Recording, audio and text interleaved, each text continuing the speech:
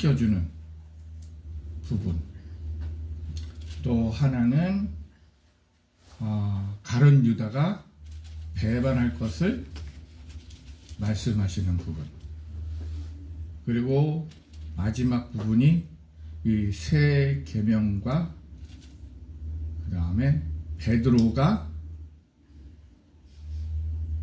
부정 예수님을 부정하는 그 말씀을 전합니다. 근데 오늘은 두 번째 새 계명에 대해서 우리 함께 나눌 부분입니다. 제목은 예수님의 상호간의 사랑이랍니다. 왜 사랑이란 뭘까? 이게 구약의 사랑과 신약의 사랑이 틀린 거 아시죠? 여러분 아세요? 구약의 사랑, 구약에서 말하는 계명 중에 사랑은 뭐예요?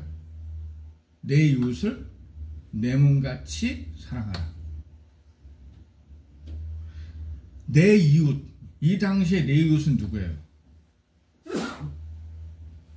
오직 히브리 사람이에요. 오직 유대인 사람이에요. 그러니까 하나님이 선택한 민족만이 서로 사랑하라는 거예요. 이거는 뭐예요? 그냥 일시적인 사랑이에요. 그러나 새 계명, 예수님이 신약에서 새 계명으로, 새 계명인 사랑하라는 이 말씀은 모든 사람이에요. 국한되어 있는 것이 아니라 모든 사랑이고 지속적인 사랑이에요. 그러니까 구약과 신약의 사랑은 같지만 하나는 국한되어 사랑이지만 신약의 새 계명의 사랑은 다른 의미라는 거죠. 그저 국한된 것이 아니라 전 모든 인류의 사람들을 사랑하라는 거예요. 서로 사랑하라는 거예요. 우리는 어떻습니까? 우리는 꼭 말하기를 이 새 계명과 그냥 구약의 그 내 이웃을 내 몸같이 사랑하라는 것을 그냥 하나로 그냥 엮어버려요. 근데 예수님은 그거를 부셔버린 거예요. 국한된 사랑이 아니라 모든 인류의 지속적인, 한 번의 사랑이 아니라 지속적인 끊임없는 사랑. 그래서 예수님이 뭐라고 그래요? 원수도 사랑하라고 그래요. 그래서 원수도 사랑하는 거예요. 우리는 그냥 원수는 왜 원수를 사랑할까 고민하지만 예수님의 서로 사랑하라는 의미는 그 안에는 모든 사람을 인류의 모든 어떠한 종류든 어떠한 인종이든 모두 사랑하라는 거예요. 여러분 그러십니까? 그러시길 바라겠습니다. 구분져서는 안 된다는 사랑이에요. 이 사랑은 구별돼서는 안 돼요. 절대로.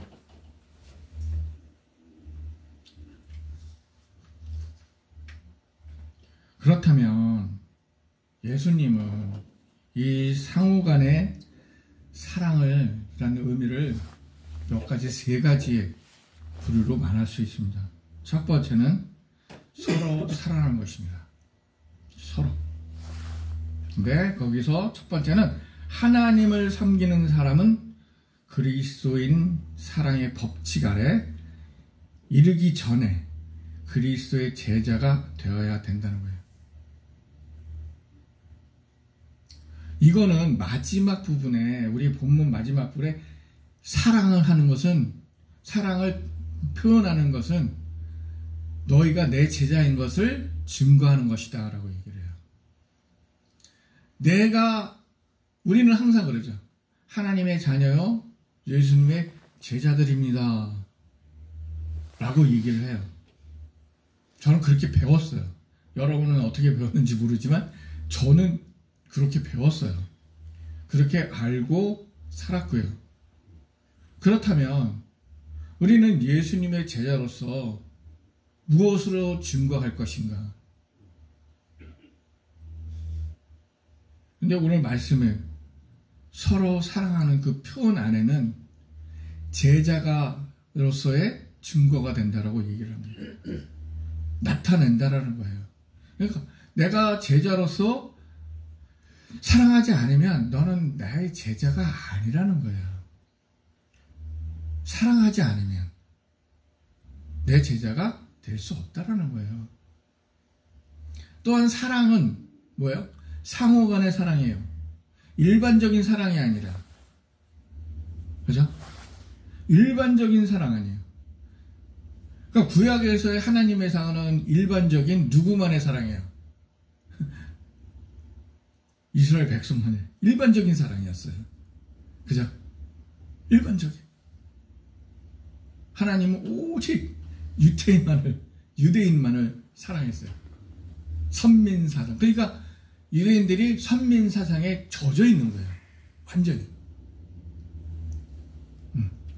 적게 만들어주는 거예요. 그러나 예수님은 상호간의 사랑. 일반적인 사랑이 아니라 상대간에 서로 사랑을 해야 된다라는 거예요. 서로 사랑하지 않으면 안 된다라는 거예요. 그것을 가르쳐 주셨어요. 같은 제자일수록 어떻게 해요? 상호간에 사랑을 해야 돼요. 우린 제자예요. 그러니까 제자끼리 서로 사랑을 해야 되는데 교회 안에서 어때요? 사랑하는 척하지만 미움이 계속 싹이 트고 있어요. 근데 그게 미움이 쌓이면 어떻게 돼요? 미움의 열매를 만들어내지 사랑의 열매를 맺어지지 않아요. 그러면 그분이 제자일까요? 아니라는 거예요.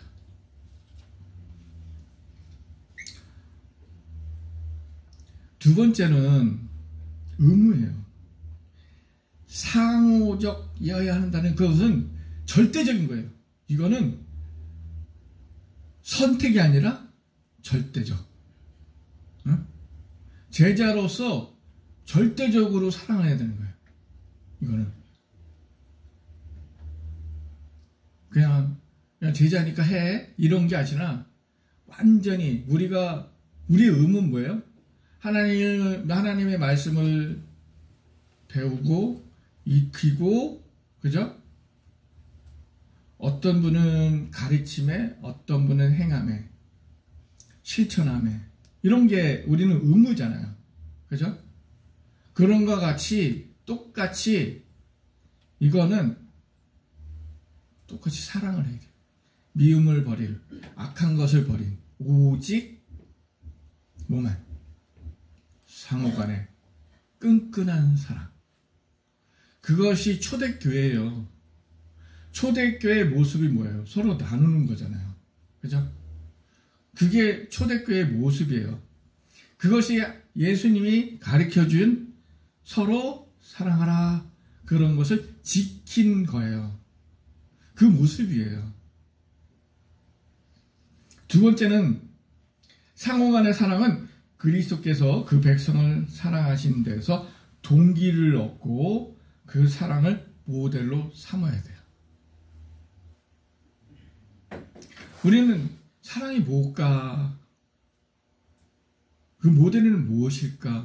근데 그 모델은 어디서 찾아야 돼요? 초대교회에서 찾으면 돼요. 그 사랑을 초대교회에서 찾으면 돼요. 그게 안 찾아져요? 그럼 예수님의 사랑을 찾으면 돼요. 예수님 속에서, 예수님 말씀 속에서 그 사랑을 찾으면 돼요. 그 모델을 찾으면 됩니다.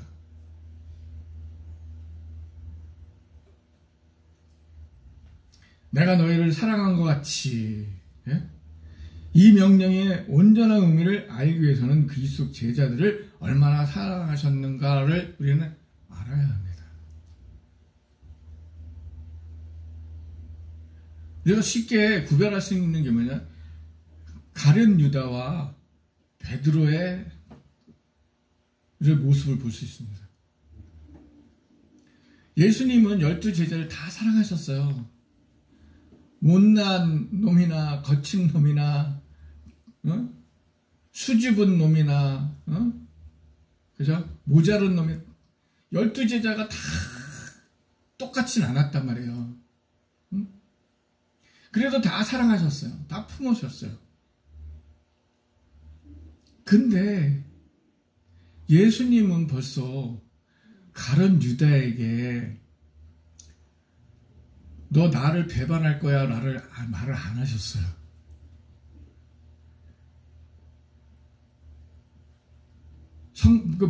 마지막 만찬 때 나와 함께 빵을 넣는 자, 손을 넣는 자라고 얘기만 했지 가룟 유다라고 표현을 안 하셨어요.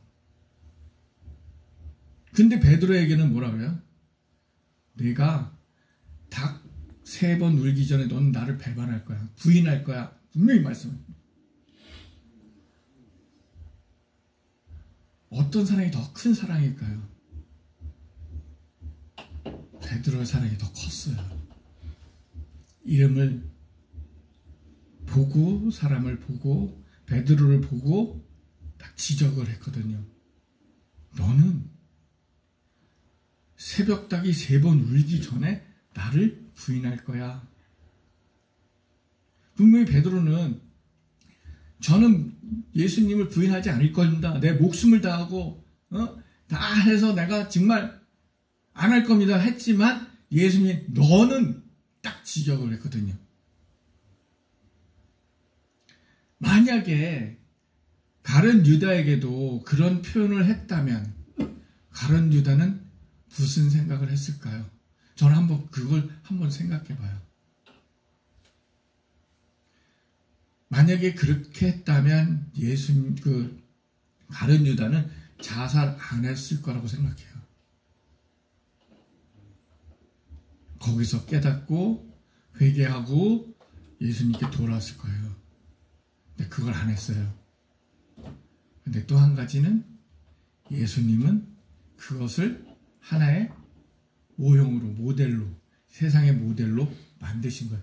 유다에게 맞는 모델을 만든 거예요. 그래서 우리는 그거를 보고 느끼게 되죠. 깨닫게 되죠. 이러면 안 되는구나. 그래서 우리는 성경에 베드로의 모델도 있지만 가룟 유다의 모델도 우리는 항상 기억하면서 살아야 돼요. 그 안에서 나의 모습은 어떤 모습인가?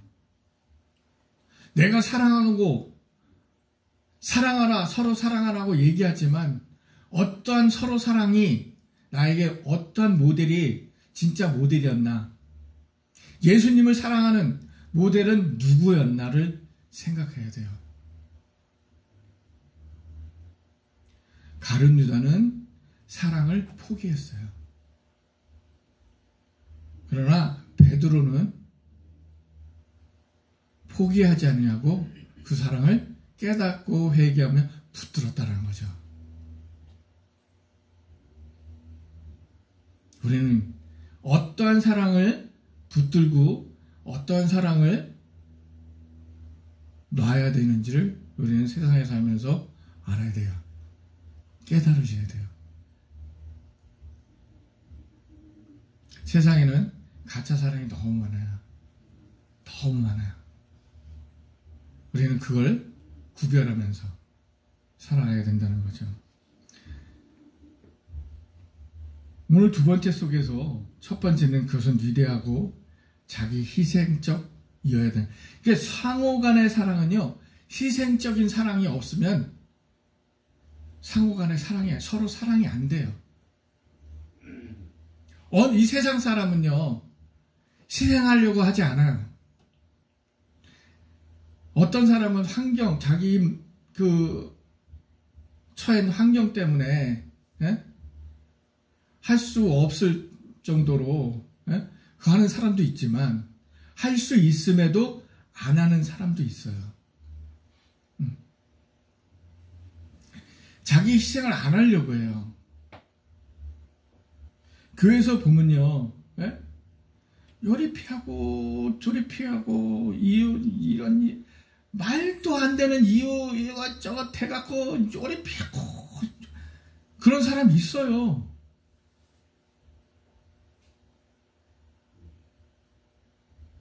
우리는 초대교회로 돌아갑시다 말로만 하지, 초대교회의 사랑은 서로 희생하면서 사랑했던 교회예요. 자기의 것을 다 희생했던 그런 사랑이에요. 그런 집단이었어요. 모임이었어요. 하나님을 사랑하고 예수님의 말씀을 귀하게 생각하고 제자들을 일하는 것을 서포트하고 그러한 초대교회였다고요. 우리는 세상에 모든 교회가 초대교회로 가야 됩니다. 초대교회로 왜 가는 이유를 모르는 거예요. 초대교회를 바라보면 그 안에는 사랑이 있었고 희생이 있었다는 것을 우리는 기억해야 돼요. 사랑 안에는 희생이 있다. 예수님은 우리를 사랑했지만 그 사랑 속에 예수님은 희생했어요. 누구를 위해서? 우리를 위해서 희생했다고요.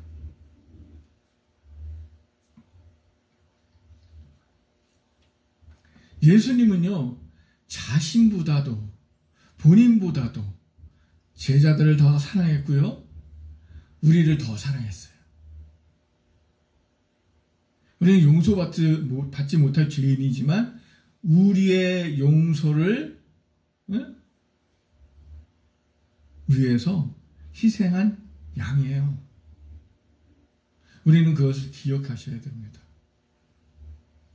두 번째는 그분의 사랑은 순진히 이타적이었다는 거예요. 그분은 가난하고 무가치한 제자를 어떻게 해요? 사랑했어요. 이건 무조건 사랑이에요. 무조건적, 조건 없는 사랑. 네?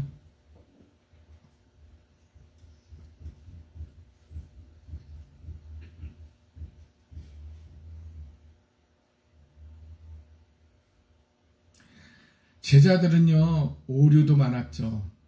실수가 엄청 많았어요. 네? 그리고 약했어요. 강하지 않았어요. 겁 많았죠. 우리가 어떻게 해요? 보면요, 우리가 큰 예로 우리 잘 알고 있죠. 갈릴리 호숫가에서 예수님이 밤에 막 걸어옵니다. 제자들은 배에서 막 두려워합니다. 그죠? 예수님이 막 부릅니다. 오라고. 아무도 두려워서 자기들이 빠질까봐. 근데 베드로는 강하게 내딛습니다. 예수님만 바라보고 갔어요. 근데 왜 중간에 가서 빠졌을까요? 바라만 보니까 막 그 물결이 확 넘치니까 두려웠잖아요. 예수님 뭐라 그래요? 두려워 말라고 분명히 얘기했는데 베드로는 두려움에 홀랑 빠졌어요. 그전에는 안 그랬잖아요. 배에서 출발할 때는 안 그래서 두려움이 없었어요. 물 위에 걸어갔다고요. 근데 물이 싹 소용돌이 치니까, 바람에 확 치니까 그 모습에 두려운 거예요. 어쩌면 우리가 세상에 살면서 그러한 모습이 있을까요? 없을까요? 있다니까요. 있어요. 성경에는 분명히 두려워하지 말라 분명히 말씀하십니다. 나를 믿으라 그래요. 예수님은 나를 믿으라 그래요.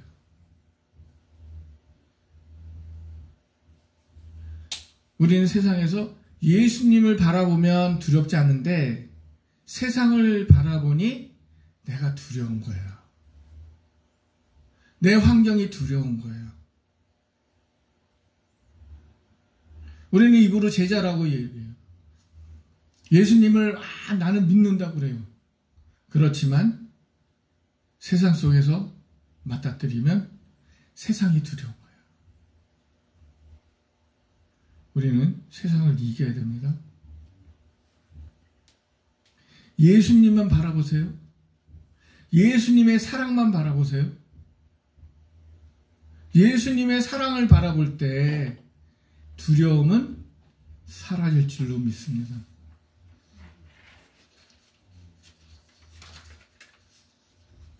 세 번째는 그들을 향한 그분의 사랑이 실천적이었다는 거예요.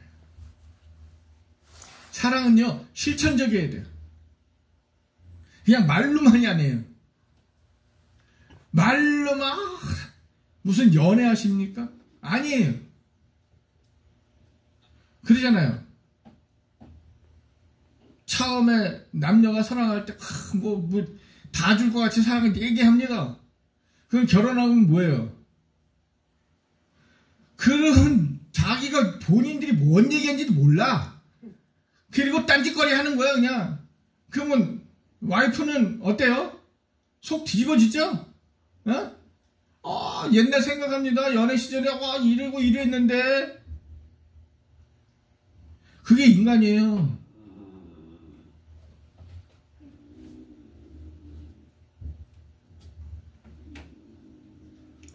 예수님은 사랑한다고 내가 너희를 사랑한다는 실천하셨어요. 이거는 하나님과 예수님과 나의 관계는 세상의 그런 사랑이 아니에요. 뭐예요?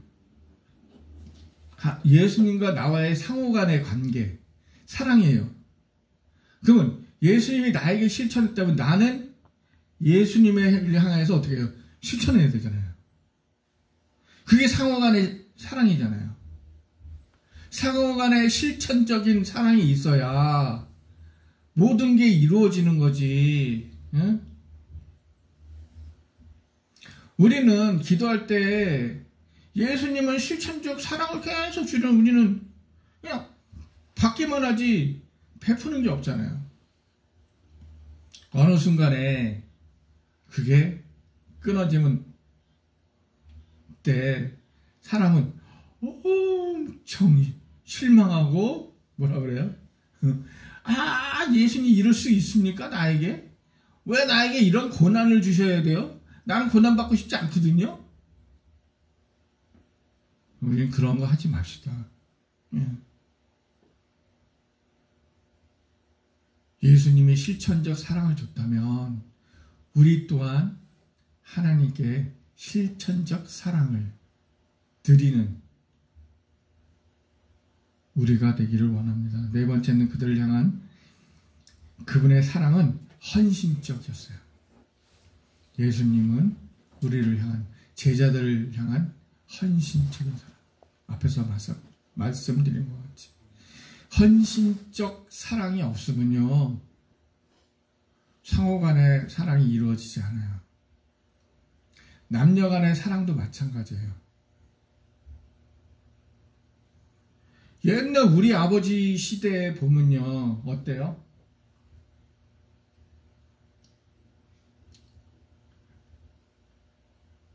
어머니가 아버지에 대한 그냥 헌신적이었잖아요. 그죠? 그렇잖아요. 그 시대가 여성 상위 시대가 접어들면서 그게 조금씩 바뀌어지기 시작하면서 남녀 간에 동등한 삶이 됐어요. 근데 아직도 그런 동등함이 없어지고 동등함이 없는 그런 가정이 있어요. 일반적인 희생을 원하는 그건 아니라고 생각해요. 그거는 예수님의 상호간의 사랑을 실천 안 하는 거죠.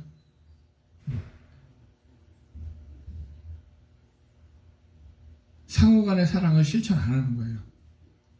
그러니까 지금 현 세대에 이혼하는 확률이 깨지는 이유가 그거예요. 일반적인 사랑을 원하니까 한쪽에서만 계속 여자나 남자나 일반적인 사랑을 원하니까 그게 이어지지 않죠. 예수님은 우리의 삶을 자꾸 바꿔지기를 원합니다. 우리의 생각을 자꾸 바꾸기를 원합니다. 사랑의 관념, 그 개념을 깨려고 하나님의 말씀을 계속 예수님 계속 말씀하고 계신 거예요. 마지막으로 세 번째입니다. 서로 사랑하는 것은 그리스도인 제자됨을 증거하라는 것, 증거라고 얘기합니다.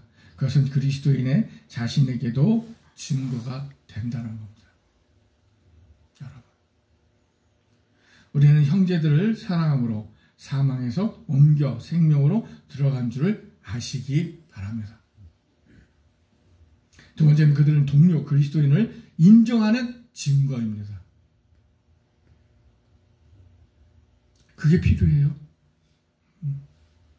인정하지 않는 사랑.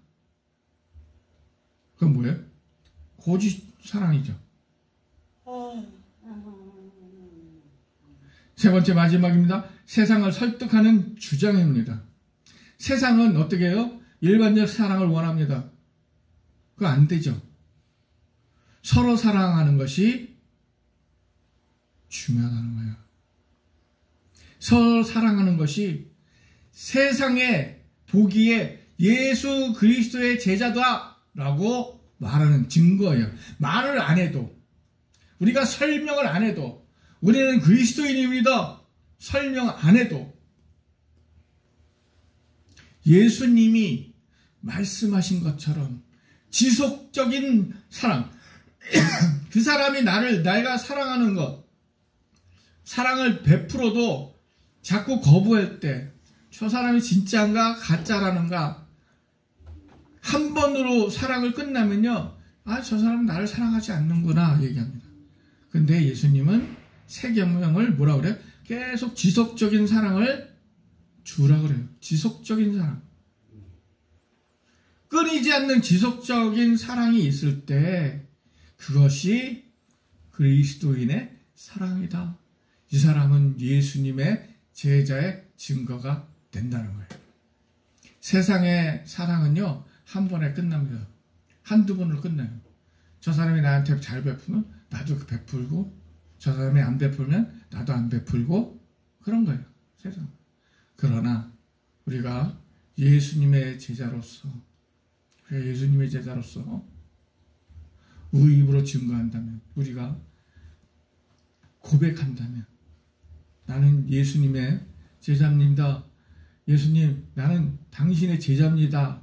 라고 고백한다면 우리는 지속적인 사랑을 베푸는, 그래서 서로 사랑, 상호간의 사랑이 하나님께 정말 큰 영광을 돌리는, 모두가 예수님의 제자가 되는 그러한 길이 아닌가 오늘 말씀 전합니다. 부탁합니다. 지속적인 사랑 하시기를 주님의 이름으로 소망합니다. 잠시 기도하겠습니다.